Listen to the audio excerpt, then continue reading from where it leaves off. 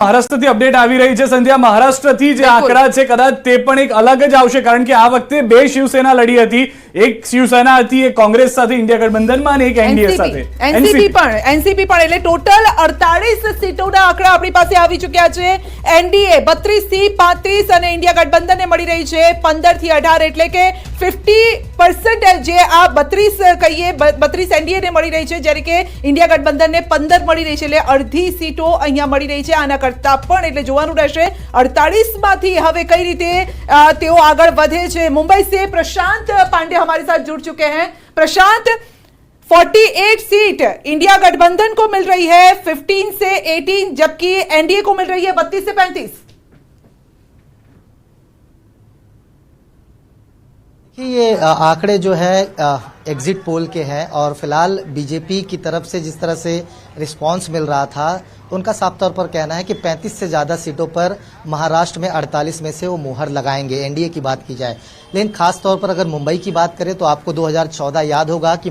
मोदी की ऐसी लहर थी कि मुंबई में 6 की 6 सीटें व्हाइट वॉश हुआ था, यानी सभी कैंडिडेट मोदी के नाम पर जीते थे। आपको याद दिला दूं कि इन दिनों अरविंद सावंत जो उद्धव ठाकरे गुट से खड़े हुए हैं कैंडिडेट दक्षिण मुंबई से, वो उस वक्त उद्धव ठाकरे और बीजेपी के कैंडिडेट थे, यानी मोदी के नाम पर उन्होंने 2014 में मिलिंद देवड़ा को हराया था, जो लगातार दक्षिण मुंबई में अपनी जीत हासिल करते थे। तो इस बार जो है उद्धव ठाकरे के गुट से वो कैंडिडेट हैं, लेकिन यहाँ पर आप देखें तो यामिनी जाधव को जो एकनाथ शिंदे गुट से है उन्हें मैदान में उतारा गया है, यानी टक्कर जो है शिवसेना और शिवसेना के बीच है। तो यहाँ पर मतों की जो विभाजन है होना बिल्कुल जायज दिख रहा है और साथ ही मन से फैक्टर यहाँ पर काम कर गया। याद रखिएगा कि मुंबई में अधिकतर दक्षिण मुंबई की बात की जाए तो यहाँ पर एक बेल्ट ऐसा है कि जो मराठी वोटर्स काफी संख्या में रहते हैं और यही वजह है कि इस सीट पर सभी की नजर लगी हुई है, क्योंकि 2014 और 2019 दोनों इलेक्शन जो हुए थे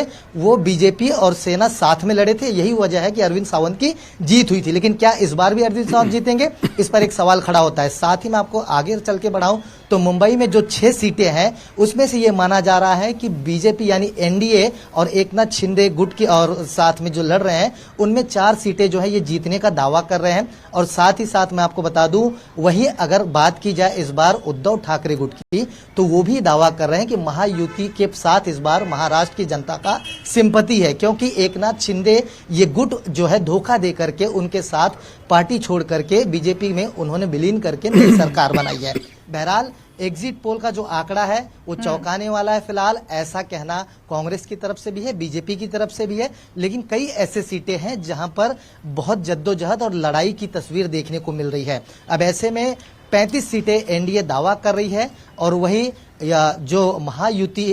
महाविकास आघाड़ी है उनका ये कहना है कि हम जो है इस बार इनसे 25 और 20 के टक्कर में रहेंगे, यानी उनका आंकड़ा जो है ये है कि अगर एनडीए को 25 मिलता है तो 23 पर जो है महाविकास आघाड़ी का रहेगा। फिलहाल 4 तारीख को स्पष्ट होगी चीजें, लेकिन मुंबई पर सभी की नजर होगी कि 6 सीटों में से पलड़ा भारी किसका होता है, क्योंकि मोदी फैक्टर ऐसा था कि 2014-2019 में परिणाम जो है विपरीत दिखा था, लेकिन इस बार मोदी फैक्टर कितना काम करेगा या फिर महाराष्ट्र की जनता उद्धव ठाकरे को सिंपैथी वोट देगी, ये देखना सबसे अनिवार्य होगा इस बार। बिल्कुल, शुक्रिया आपका हमारे साथ जुड़ने के लिए। तो